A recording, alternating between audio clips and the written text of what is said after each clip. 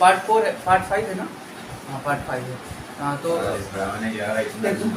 Taxonomy start करते हैं सब। बोलता है भूल जाता है बोलना बोल दिया काम, इसीलिए तेरी भी नहीं जाती। देखो टेक्सोनॉमी में बाकी जो मैंने डेफिनेशन की, बेसिक डेफिनेशन थी वो लिखा दी थी। बेसिक डेफिनेशन में क्या क्या आता है कि बता, बेसिक डेफिनेशन क्या लिखाई थी मैंने? टेक्सोनॉमी। हाँ taxonomy. It is the biological of science, characterization, identification, classification and nomenclature. तो CICN वाला रूल के हिसाब से बता दिया था कि क्या क्या प्रोसेस होती है। कैरेक्टराइजेशन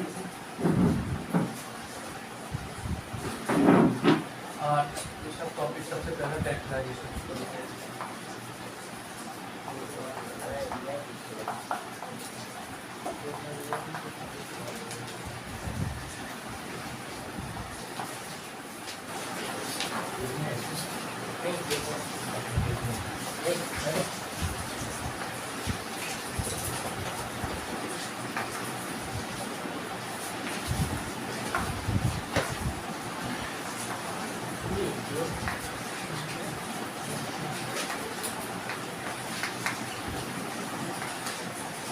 देखो ये सबसे पहली प्रोसेस है जहाँ से क्लासिफिकेशन स्टार्ट होती है, ठीक है? तो लिखो in this section process of classification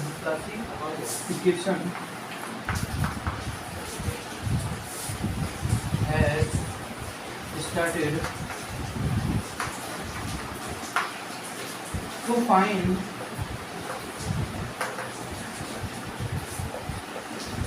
characters and observing all the morphological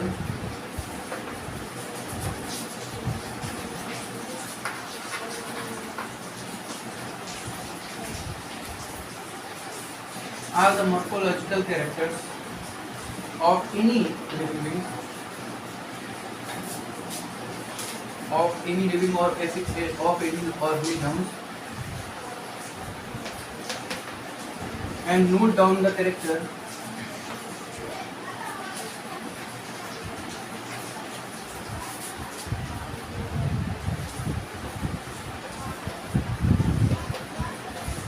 involves the following। अब समझो इतना,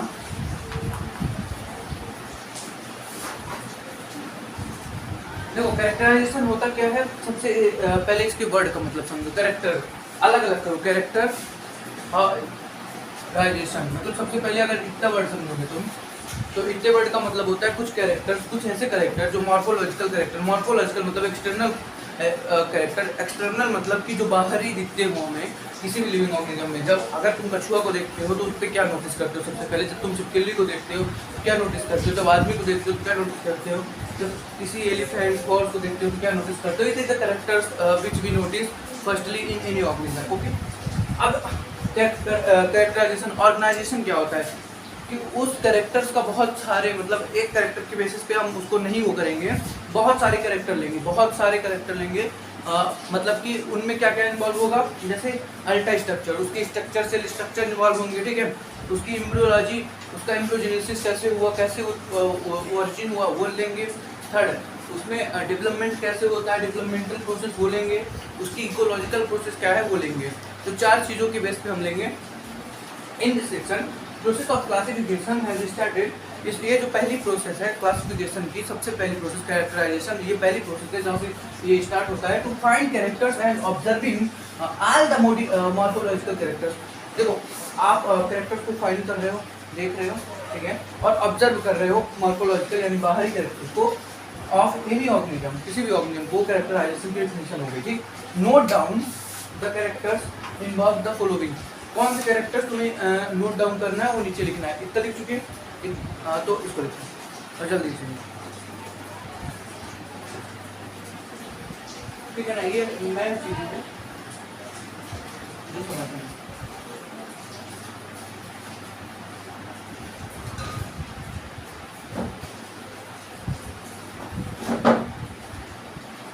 क्या है, तुम कर रही हो?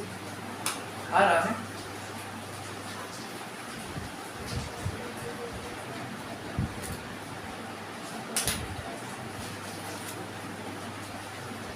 नोट डाउन करो जल्दी से। और मोफोलॉजिकल हाँ, मॉर्फोलॉजिकल और एक्सटर्नल कोई भी हो सकते हैं।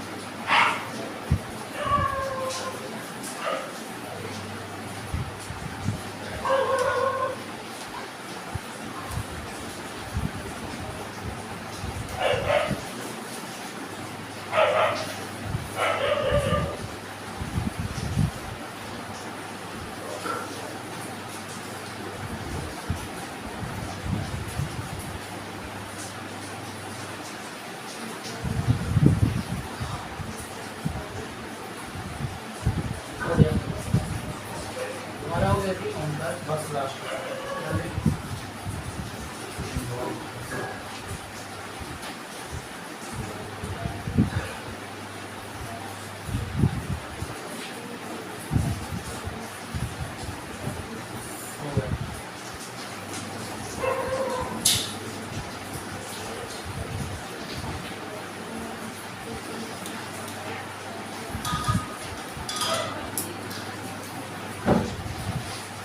चलो तो ये मिटा दें।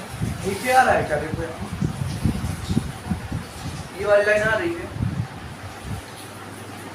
हाँ आ तो रहा है यार, पागल हो गए का है। देखो देखो पहले सेज स्ट्रक्चर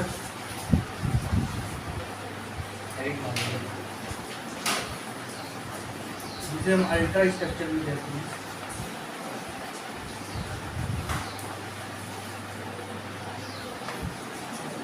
दूसरा लिखो मॉर्फोलॉजिकल।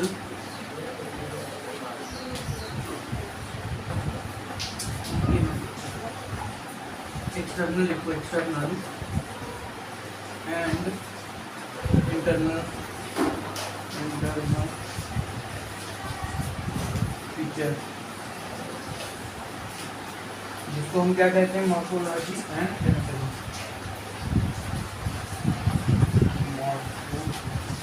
Morphology and anatomy. ठीक, इसका लिखो।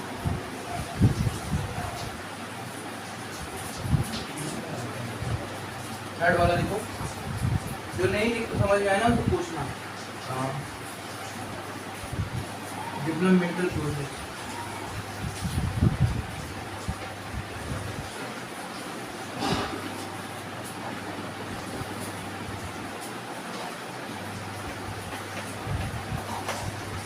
फोर्थ में लिखो एम्ब्रियोलॉजिकल डेवलपमेंट प्रोसेस। यहाँ पे एम्ब्रियोलॉजिकल, यहाँ पे इसके आगे थर्ड डालते हैं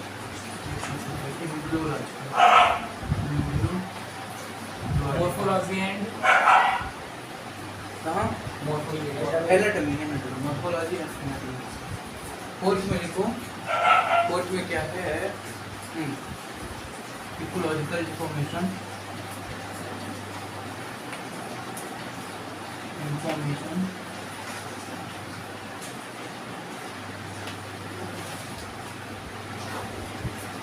about them। ठीक है ना? तो ये चार्ट को जो है तो इसकी बेसिस हो गई, ठीक है ना, जिस पे वो काम करेगा।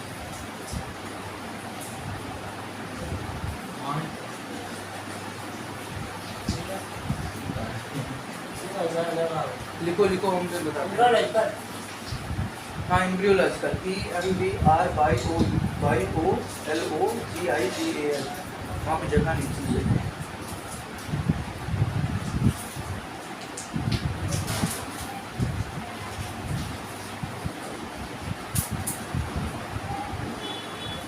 ठीक है, इतना लिख लिया, आगे चलें।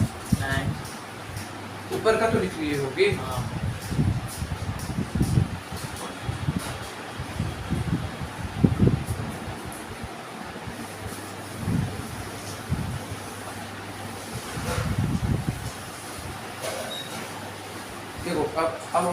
स्टार्ट करेंगे यहाँ पे।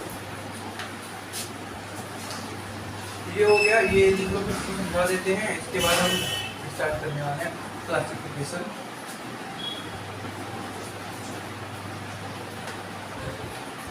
क्लासिफिकेशन, ठीक है। अब क्लासिफिकेशन में सबसे पहले जो हम पढ़ेंगे वो पढ़ेंगे ईयरलीस्ट क्लासिफिकेशन, ठीक है। ईयरलीस्ट क्लासिफिकेशन,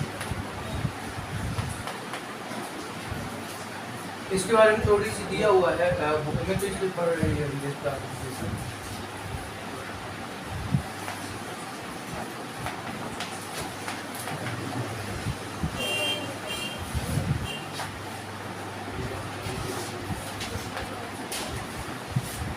देखो एक इसकी बेसिस क्या थी,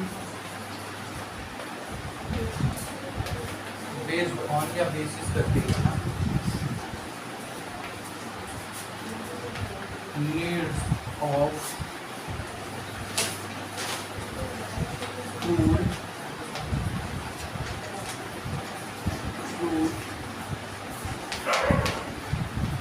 से लेता है,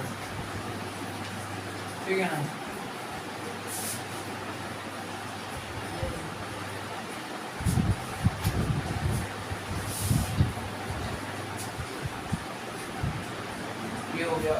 अब लिखो कौन दिया था ईयरलीस्ट क्लासिफिकेशन, और इसके बाद कितने क्लासिफिकेशन आए, जैसे कि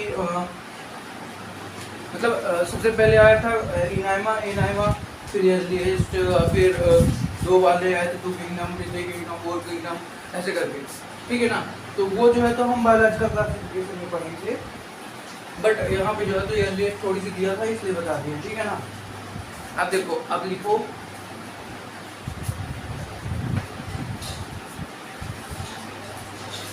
क्या लिखोगे अब कि फॉर क्लासिफिकेशन, फॉर नोमेनक्लेचर और क्लासिफिकेशन, फॉर नोमेनक्लेचर सर्कल दिखाया हाँ एंड क्लासिफिकेशन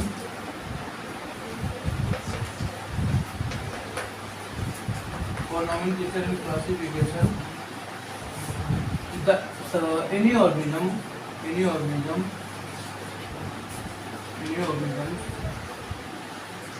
identification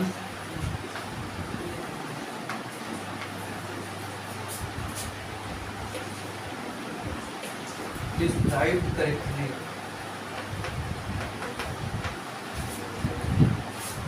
अब इसका मतलब समझो कि अगर तुम्हें नोमेनक्लेचर करना है, अभी क्लासिफिकेशन करना है, तो किसी भी ऑर्गेनिज्म का, कोई भी ऑर्गेनिज्म हो, उसकी आइडेंटिफिकेशन जो है तुम्हें जो है तो करेक्ट पता होनी चाहिए। इसके बिना अगर तुम्हें डिस्क्राइब हो, उसको तुम करेक्ट डिस्क्राइब नहीं कर सकते, करेक्ट आइडेंटिफाई नहीं कर सकते, उसके बिना जो है तो तुम उसका नोमेनक्लेचर और क्लासिफिकेशन करना पॉसिबल नहीं है, ठीक है। ये वाला लिख लिए थे, इसको समझाएं। अरे यार पहले तुम समझो, यहाँ पे समझ लिया करो, घर में लिख लिया करना, इतना टाइम लगता है। हो गया। हाँ देखो, सेल स्ट्रक्चर यानी अल्टर स्ट्रक्चर, समझ बात को। अब सेल स्ट्रक्चर का मतलब हिंदी मतलब अगर समझो तो क्या होगा, कोशिका की बनावट।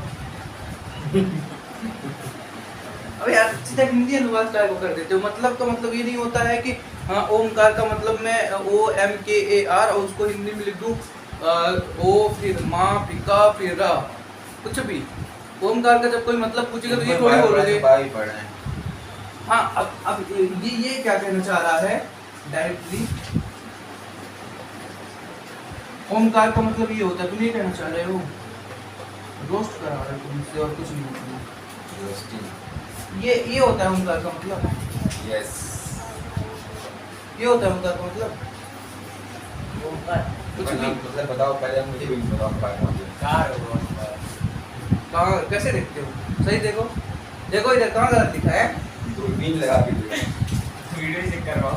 हाँ चेक कर लो, तुम एडिट करने वाले तो नहीं है। क्योंकि मिटाई गई। ये किसी का हिंदी मतलब जब पूछा जाए तो ये नहीं कुछ का हिंदी अनुवाद कर दोगे। एक बार मुझे याद आ गया, नवीन से क्लास स्कूल गए थे तो हिंदी में लड़का था, डायरेक्ट बता दिया इसका मतलब ये होता है। हाँ मैं पूछ रहा हूँ कि बताओ सेल स्ट्रक्चर का मतलब क्या है, तो कहता है कोशिका की बनावट। वो बनावट भी नहीं होगा, हाँ बनावट कहाँ से कोशिका की होगा? संरचना। स्ट्रक्चर होता है तो बनावट और संरचना एक ही है। जी हमें क्या पता है हिंदी, हम थोड़ी ना हिंदी जानते हैं ज़्यादा, अंग्रेजी माध्यम के हैं भैया। क्रमांक वाले हैं। देखो हम भी क्रमांक वाले हैं, फॉर्मेशन मतलब बनावट होती है, स्ट्रक्चर मतलब होती स्ट्रक्चर। देखो सेल स्ट्रक्चर सीधा मतलब समझो, ये तुम्हारी जो बॉडी है वो कहीं ना कहीं सेल स्ट्रक्चर से ही मिलकर बनी है, ठीक है। टोटल सेल ही तो है। यहाँ पे सेल स्ट्रक्चर का मतलब है कैरेक्टराइजेशन में, वो ये मतलब है कि किसकी लेवल पे, जैसे वो टिश्यू लेवल है, सेलुलर लेवल है, ऑर्गन लेवल है, ऑर्गन सिस्टम लेवल है, इससे मतलब है, ठीक है ना। इससे मतलब नहीं है कि कोशिका का संरचना अच्छा है कि सुंदर है कि बहुत सुंदर है कि हैंडसम है, इस सब चीज़ों से लेना देना यहाँ पे नहीं है। यहाँ पे लेना देना क्या है, सेल स्ट्रक्चर कैसा है, सेलुलर है ना, टिश्यू लेवल है, ऑर्गन लेवल है कि ऑर्गन सिस्टम, जो कि हम तुम्हें पहले पढ़ा चुके हैं, ठीक है। वो अब एक्सटर्नल एंड इंटरनल फीचर, अब समझो बात को, उसे चेक कर दो, वो टेस्ट वाले क्वेश्चन हो गए होंगे तो क्वेश्चन लिखे होंगे, अरे तो वहाँ उसमें परीक्षा उसमें होगा ना, ये तो कर ही लेंगे, जो मैं दूंगा वो पहले वो तो करने हैं, ये तो बहुत हार्ड है। बेसिक देना, उससे ज़्यादा नहीं है। देखो एक्सटर्नल एंड इंटरनल फीचर समझो, ओए एक्सटर्नल इंटरनल फीचर समझो, ठीक है। एक्सटर्नल इंटरनल, एक्सटर्नल मतलब एक्सटर्नल फीचर बाहरी मॉर्फोलॉजिकल कैरेक्टर्स, और इंटरनल फीचर जो अंदर के हो, मतलब आंतरिक। कि, और ये चीजें मैं तुम्हें पहले ही पढ़ा चुका हूँ पूरा वैसे, ठीक है। तो एनाटॉमी जो होता है इंटरनल फीचर निकल सकते हैं, ठीक है ना, और मॉर्फोलॉजिकल एक्सटर्नल फीचर को 90 कहते हैं। इसको जो है तो ये डिटेल चैप्टर ही है, मॉर्फोलॉजी और एनाटॉमी। जब तुम आगे चलोगे तो 5वां और 6वां चैप्टर ही है एकदम लाइन से, मॉर्फोलॉजी एनाटॉमी, ठीक है। तो वो तो तुम पढ़ोगे। अब एम्ब्रियोलॉजिकल डेवलपमेंट प्रोसेस क्या होती है, जिससे तुम बने हो वही एम्ब्रियोलॉजिकल प्रोसेस है, डेवलपमेंट, ठीक है। और उसी को सतत प्रोग्रेस को, सतत प्रक्रिया प्रोग्रेस को ही डेवलपमेंट कहते हैं। अब ecological information about them, ecological information का मतलब होता है, एक्सटर्नल को मोर्फोलॉजी, एक्सटर्नल को हाँ, और इंटरनल को इंटरनल फीचर। आगे ये बहुत बड़े बड़े चैप्टर हैं यार, सब कुछ तुमको क्लियर हो जाएगा, ठीक है। एम्ब्रियोलॉजिकल मतलब एम्ब्रियो से उत्पन्न ओरिजिन, ठीक। इकोलॉजिकल मतलब ये जो बाहर एनवायरनमेंट में कैरेक्टर्स जो हैं उसके बेस पे, तो कितने बेस पे कैरेक्टराइजेशन कर सकते हैं, इकोलॉजिकल बेस, एनवायरनमेंट के बेस पे देखकर एनवायरनमेंट में वो चीज़ कैसे एग्जिस्ट कर रही है। एम्ब्रियोलॉजिकल उसकी ओरिजिन कैसे हुई है, जैसे तुम जो है तो पेरेंट्स के ह्यूमन से ओरिजिन हुए हो। एक्सटर्नल इंटरनल फीचर देखिए, मतलब तुम्हारे हार्ट देख के, अंदर का फीचर देख के, एक्सटर्नल मतलब तुम्हारे बाहर की चाल चरित्र को देख के, सेल स्ट्रक्चर मतलब ये देख के कि तुम्हारे अंदर सेलुलर लेवल है, ऑर्गन लेवल है कि ऑर्गन सिस्टम लेवल है, क्या है, ठीक है। जैसे तुम्हारे अंदर ऑर्गन सिस्टम लेवल है, ठीक है। तो ये चीज़ हम समझ चुके हैं, इसलिए इसको मिटा दिया जाए। ऊपर वाला समझो, ईयरलिएस्ट क्लासिफिकेशन एक क्लासिफिकेशन है जो सबसे पहले दी गई, ठीक है ना। इसके पहले एनाइमा और इनाइमा दी गई थी, क्या दी गई थी, इनाइमा और एनाइमा, वो भी लिख लो। इसके पहले लिखना चाहिए था पर हो गया, बाद में लिख लो, कोई बात नहीं है। इसको अरिस्टोटल ने दिया था, किसने दिया था, अरिस्टोटल। वैसे तो मेरी बायोलॉजिकल क्लासिफिकेशन में पढ़ा था, पर हो गया अब यहाँ पे आया तो इससे पढ़ाई देता हूँ, ठीक है। इनाइमा, एनाइमा, एनाइमा,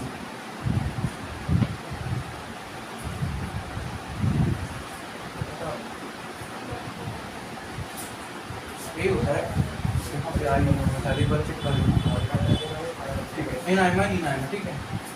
अब देखो इनाइमा वो होते हैं जिसमें रेड ब्लड सेल्स प्रेजेंट होती हैं, ऑर्गेनिजम्स, देखो organisms who having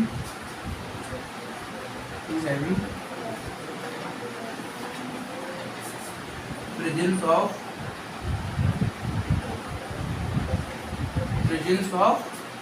RBC, red blood cells, red blood cells, लिख लो इसका full form, red blood cells. और ये absence of RBC, ठीक है। ये अरिस्टोटल ने दिया था। ईयरलिएस्ट क्लासिफिकेशन दिया था वो कार्ल लिनियस। एनीमा में क्या लिखते हैं, हां, enema organism who having presence of RBC, ठीक है। इसको लिख लेना, कौन ने दिया था, कार्ल लिनियस ने। कार्ल लीनियर टीएलएस क्लासिफिकेशन को, हाँ। एक और साइंटिस्ट है, आगे चल के बताएंगे उनके बारे में। अभी बहुत सारे साइंटिस्ट है बायोलॉजिकल क्लासिफिकेशन में, मैनली तुम इतना पढ़ लो तो बहुत बढ़िया है। इसको जल्दी से लिखो, जो नहीं समझ में आए जल्दी पूछो, ठीक है? हाँ? अरे अब्सेंस यार, यहाँ पे लिखा हुआ है गोला बनाकर अब्सेंस। ये देखो, ये होता है प्रेजेंट पॉजिटिव, एंस लगा दिए इसका मतलब प्रेजेंट प्रेजेंट, और एंस लगा दिए तो प्रेजेंट। ऐसे ही ये अब्सेंट, इसका एंस लगा दिए तो अब्सेंट। ये लिखने का तरीका होता है छोटा छोटा जो ये सब सीखना पड़ेगा तुम्हें, इतना लंबा लंबा थोड़ी ना लिखोगे हमेशा।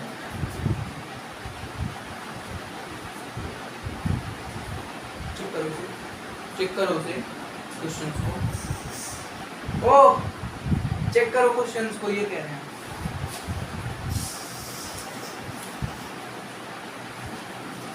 किसी को बताना।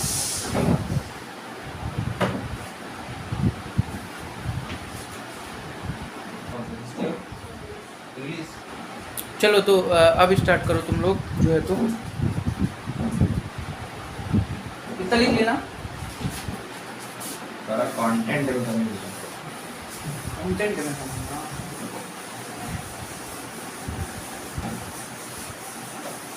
इसको पता है कल मुझे पता है कि मैं जल्दी बोल रहा था, कल घबरा गया था। अब जो है आइडेंटिफिकेशन की डिफिनेशन पहले इतना याद रखना, मैं पूछ रहा हूँ, जो नहीं बने वो पूछ लो। अगर मैं पूछा और नहीं बना तो बहुत बुरा होगा। आज कितने क्वेश्चन नहीं बने तुम लोगों से? सब बन गए। सब बन गए। और अभी जेल में प्राइस दो, एक पेन। ऐसे कैसे हो सकता है? बिना मारे तो चैन ही नहीं है मुझे। कुछ तो नहीं बना होगा यार। बन गया sir.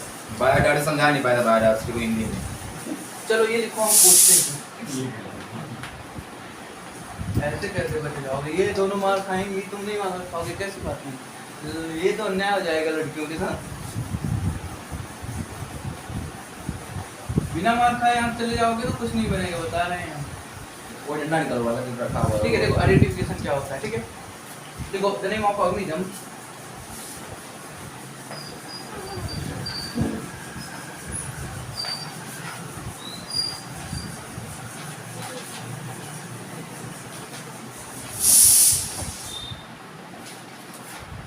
the name of the organisms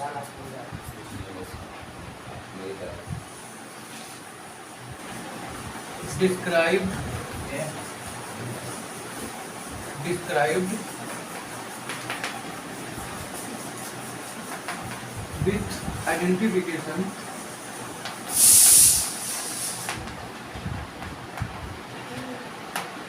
with identification in process of classification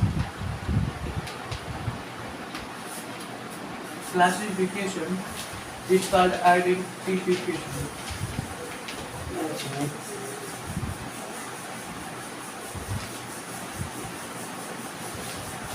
Describe with their characters. Identification लिखा है ना, identification लिखो। जैसे एग्जाम्पल, मान लो किसी लेपर्ड को देखते हो तुम, ठीक है? या फिर लायन को देखते हो, ठीक है? लायन को देख के उसके कैरेक्टर्स को नोट करें, और उस कैरेक्टर के बेस पर, बेस्ड ऑन इट तुमने उसकी आइडेंटिटी निकाल दी। क्या निकाल दी? Found identity of the line. Of यहाँ पे एग्जाम्पल लाइन है, कोई भी चीजें हो सकती है, ठीक है?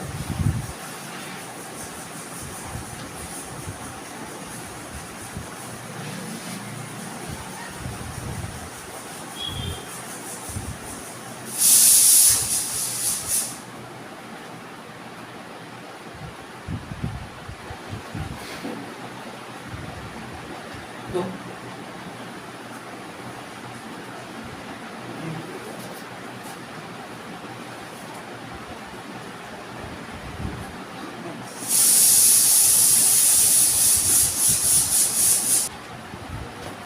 लिखो टेक्सोनॉमी लिखो, उसका मतलब लिखो तुम लोग जल्दी से।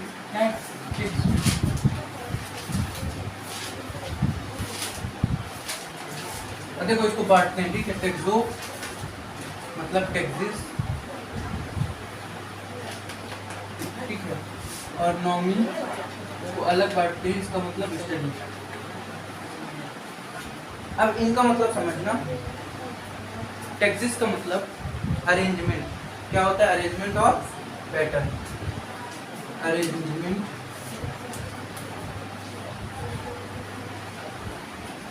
या फिर और पैटर्न, ठीक है। और स्टडी का मतलब टू लर्न समथिंग, ठीक है, टू लर्न समथिंग। दोनों को मिला के क्या हो गया? लर्न अबाउट स्टडी और लर्न अबाउट स्टडी और learn about the arrangement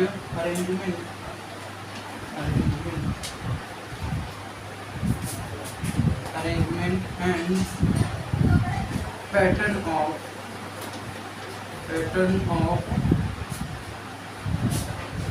organisms या फिर लिविंग ऑर्गेनिजम्स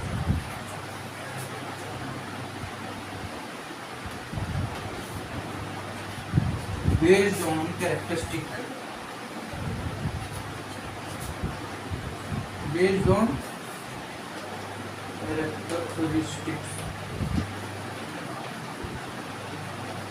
ठीक है ना। टेक्सोनॉमी का मतलब होता है,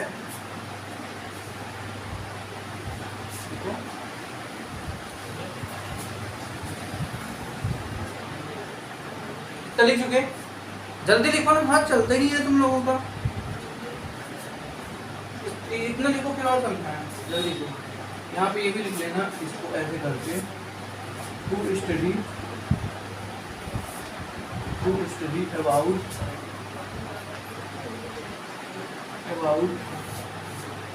एनी टेक्सा और उसने, ठीक है ना। कैटेगरी का मतलब क्या होता है? देखो, specific term for any taxa, specific term for any taxa.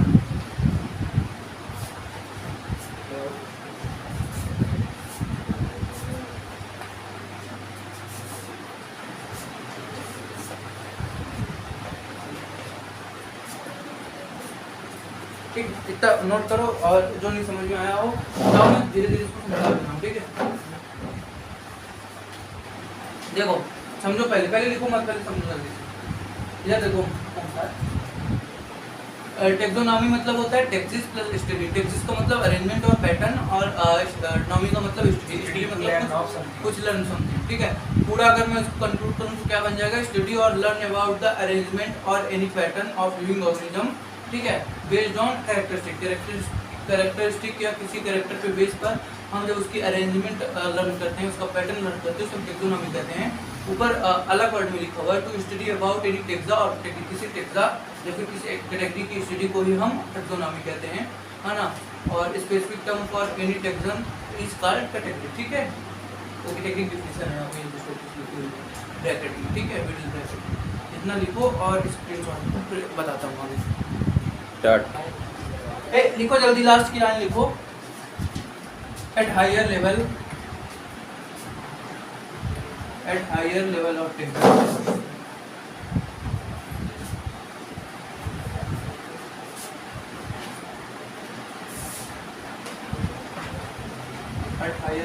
Taxonomy, animals, अगर मेरे लास्ट में लिखने तक तुम लोग लिख नहीं पाए, इतना मारूंगा। Dogs and mammals,